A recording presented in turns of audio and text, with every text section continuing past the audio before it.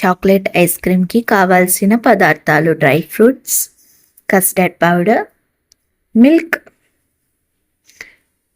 ఇంకా చాక్లెట్. ఇది అమూల్ చాక్లెట్ అండి, 99% డార్క్ చాక్లెట్.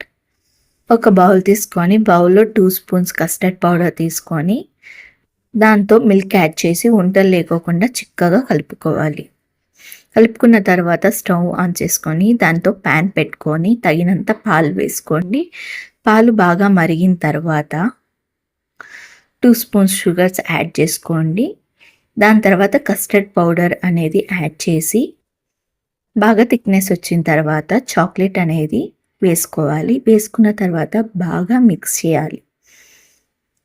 బాగా చాక్లెట్ అంతా కరిగిన తర్వాత ఇంకా బౌల్లో సర్వ్ చేసుకొని దాంతో డ్రై ఫ్రూట్స్ అనేది వేసుకోండి. అంతే అండి, మన చాక్లెట్ ఐస్ క్రీమ్ తయారు. ఫ్రిడ్జ్లో పెట్టుకొని 10 మినిట్స్ తర్వాత తినేయండి. Thank you.